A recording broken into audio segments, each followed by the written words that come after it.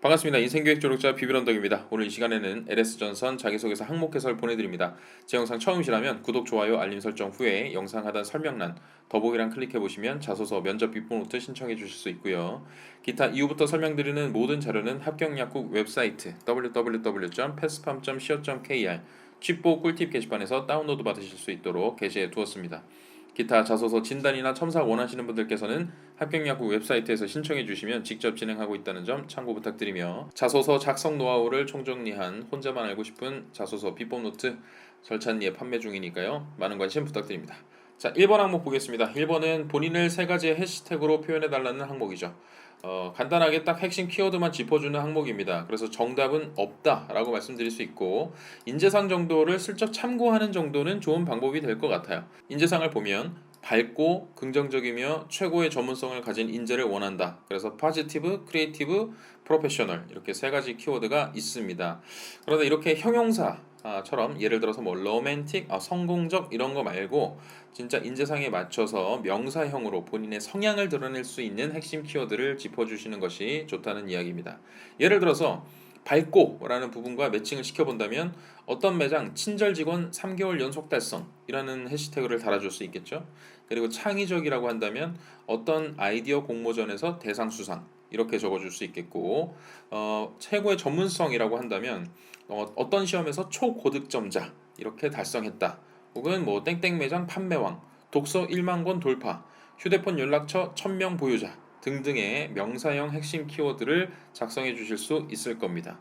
자, 그리고 1번 항목은 저는 사실 3번 항목과 연결성을 한번 생각해 보시면 좋겠다는 생각이 들어요. 그래서 직무 수행에 필요한 역량을 세 가지 관점에서 여러분들이 각각의 키워드로 제시하는 것 역시 좋은 전략이 될 거라고 생각합니다. 직무에 필요하다고 생각되는 부분들을 정리하는 항목이죠.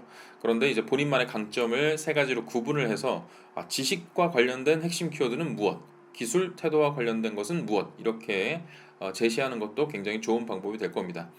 주의할 점은 그냥 겸손 떨지 마시고 어쨌든 여러분들이 내세울 수 있는 차별화된 강점을 제시한다, 키워드를 던진다라는 생각으로 작성하시면 좋겠습니다. 자, 그런데 아마도 이제 3번 문항을 작성하시는 분들께서도 많이 어려움을 겪고 계실 거예요. 지식이나 기술, 자격, 태도에 과연 무엇을 쓰면 좋겠는가, 굉장히 난감해 하실 수 있을 텐데, 그래서 합격약국 웹사이트를 이용해 보시면 좋겠습니다. 그런 목적으로 만든 사이트니까요. 그래서 www.pespam.co.kr 합격약국 웹사이트에 접속을 해보시면 역량 발굴 카테고리가 있습니다. 네, 메인 페이지가 이렇게 생겼고요. 여기 보면 맨 위에 역량 발굴이 있고 여기서 카드를 선택하실 수도 있습니다. 선택하셔서 뭐 예를 들어서 영업 판매라고 해볼게요. 세부적으로 나는 영업 담당이고 내가 지원한 직무는 일반 해외 영업 중에서도 해외 영업이다. 이렇게 클릭해 보시면 세부적으로 해외 영업에서 담당하는 업무들이 예시로 나와 있습니다. 해외 영업에서 수행이 가능하다. LS전선의 해외 영업에서 담당할 법한 그런 카테고리들을 선택을 해보시고 확인 버튼을 누르시면 각각 하나하나씩 다 필요한 역량들, 특히나 테크니컬, 기술적인 부분과 자세적인 부분, 애티튜드, 태도적인 부분들이 나와 있고 그 업무에서 필요로 하는 역할과 책임도 보실 수가 있습니다. 기타 알아두면 좋은 배경 지식까지 나와 있으니까요. 이런 키워드들을 좀 접목시켜서 3번 항목을 작성하시면 굉장히 수월할 것이고, 사실 여기서 여러분들이 그 1번 문항에서 묻고 있는 핵심 키워드들을 적절히 뽑아보시는 것도 아주 좋은 방법입니다. 좀 더 부연 설명드리자면, 추가로 말씀드리면 여기서 이제 테크니컬 이런 것들을 선택을 하시죠. 선택을 하시면 밑에 경험 정리까지 하실 수 있습니다. 300자. 그래서 여러분들이 LS 전선만 쓰고 말 것이 아니기 때문에 미리미리 문서 작성 기술과 관련해서 내가 했던 경험이 무엇이다, 내가 기울였던 노력이나 해당 경험은 무엇이다, 이렇게 작성을 좀 해보실 수 있겠죠. 그래 놓고 이제 저장하기 버튼을 누르시면 제가 지금 항목 개설을 보내드리고 있는 게 위에 보시면 자소서 작성 툴이라는 기능입니다.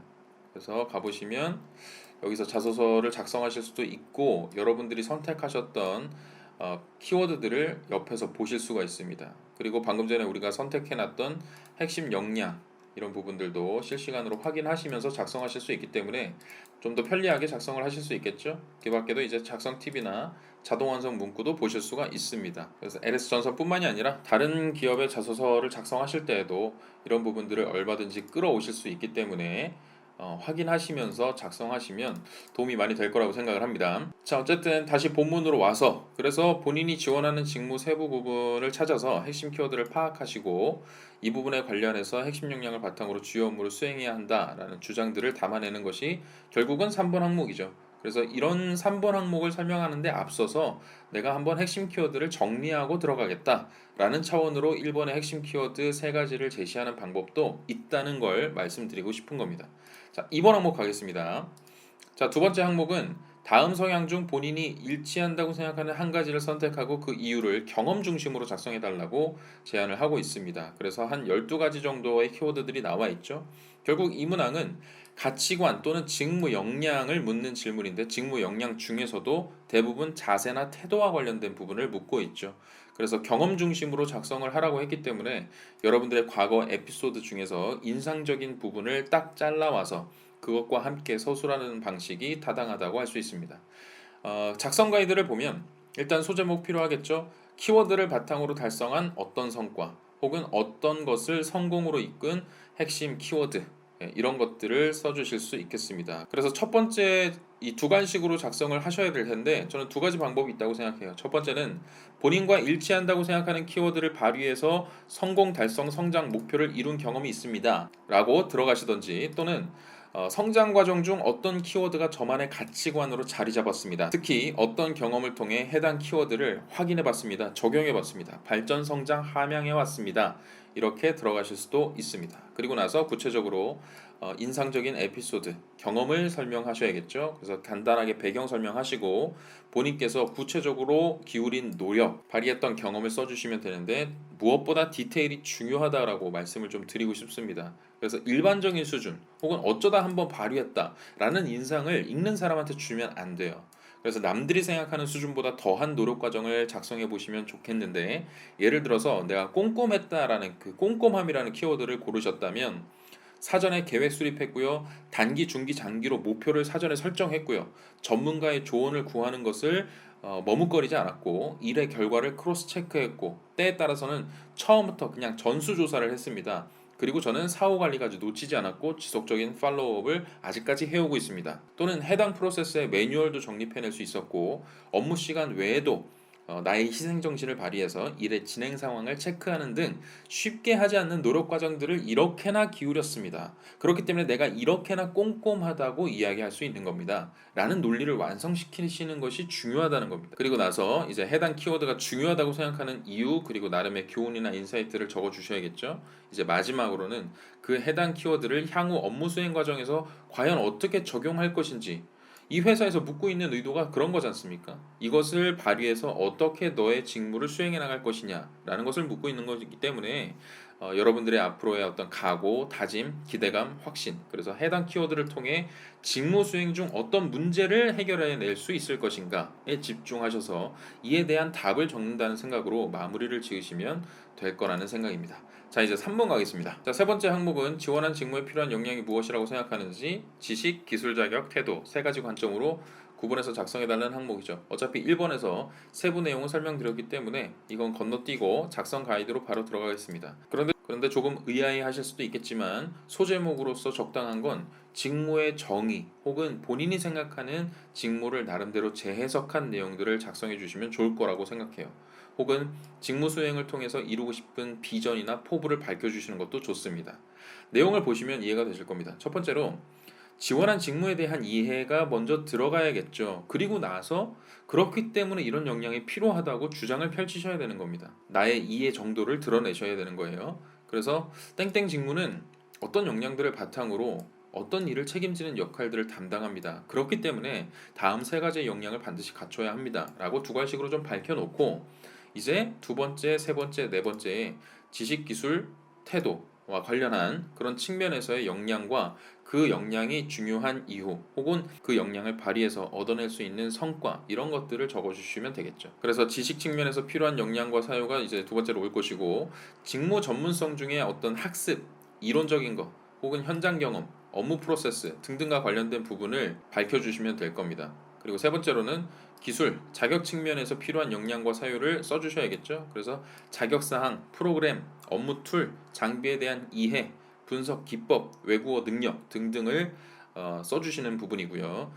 네 번째는 태도 측면에서 필요한 역량과 사유, 직무 수행을 위한 사고방식이나 업무 자세 혹은 협업을 대하는 그 협업의 가치나 중요성, 협업을 대하는 태도, 그런 것들을 내가 잘 이해하고 있다. 이런 부분들을 작성해 주시면 되겠습니다.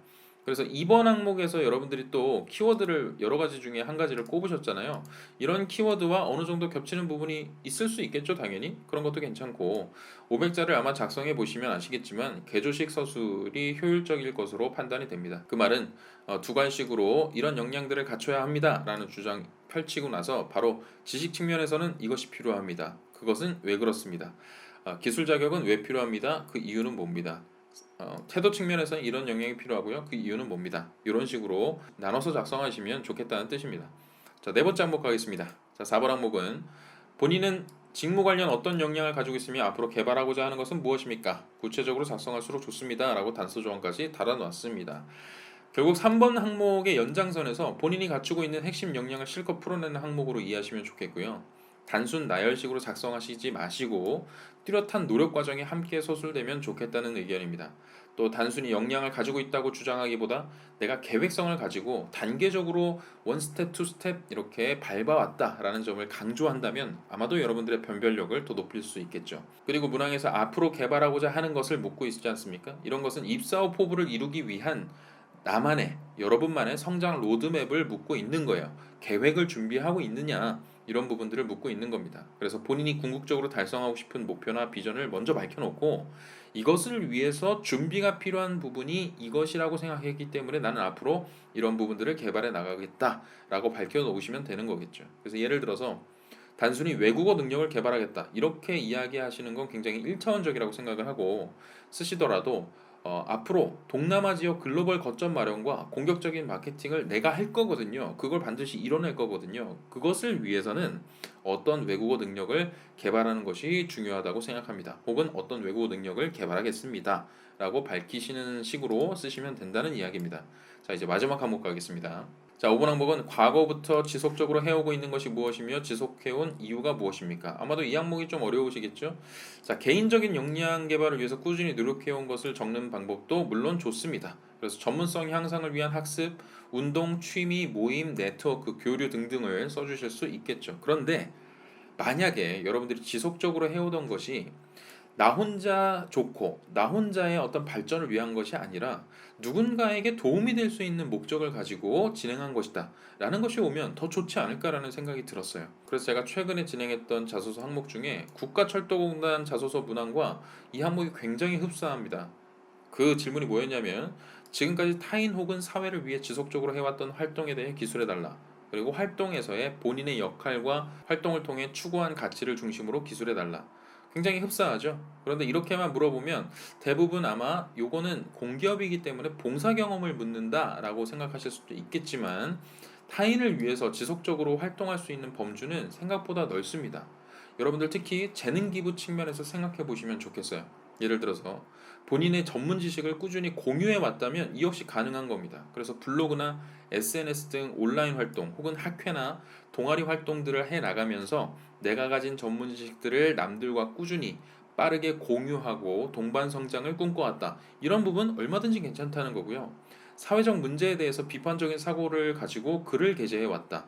칼럼을 기고해 왔다. 이런 부분도 역시나 좋겠죠. 이런 범주도 가능합니다. 또 기존에 이어져 오던 악습이나 관행을 철폐하고 후배나 동료들에게 의식 개선을 요구한 경험이 있다. 이런 것도 괜찮다는 거예요. 그래서 내가 악습을 철폐시키고 매년 신입생이 들어올 때마다 이런 부분들을 안내해 왔다. 선배로서. 그런 부분들도 꾸준히 해온 것 중에 하나라고 할 수 있겠죠. 그리고 후임이나 동료를 위해서 업무 매뉴얼을 정립하고 내가 꾸준히 계속 업데이트를 지속하고 있다라는 주장도 올 수 있고 조금 더 나아가서 생각해보면 공공의 이익을 목적으로 실험이나 연구를 수행한 것이다. 이런 전문성을 키우는 것이 나 혼자만 성장하기 위한 것이 아니라 내가 이 실험을 통해서 누군가에게 도움이 될 거라는 그런 사명감을 가지고 진행한 것이다 라는 논리만 와준다면 사실 개인적인 어떤 운동이나 취미나 학습과 관련된 부분보다 훨씬 더 가치 있다라고 말씀을 드릴 수 있겠죠. 그리고 또 매년 정기적으로 진행했던 캠페인이라거나 본인에게 주어진 업무가 아니었음에도 행사나 공연에 꾸준히 참여해왔던 그런 사례 모두 가능하다라고 생각을 합니다. 무엇보다 더 중요한 건 진짜로 이 항목에서 여러분들에게 묻고자 하는 거는 왜 이걸 지속해 왔느냐 하는 거예요. 그래서 본인이 추구한 가치가 무엇이냐라는 겁니다. 그래서 이걸 지속할 수 있었던 이유가 뭐다, 지속해야만 했던 이유가 뭐다 라는 부분들에 답을 달아준다는 생각으로 작성하시면 좋겠어요.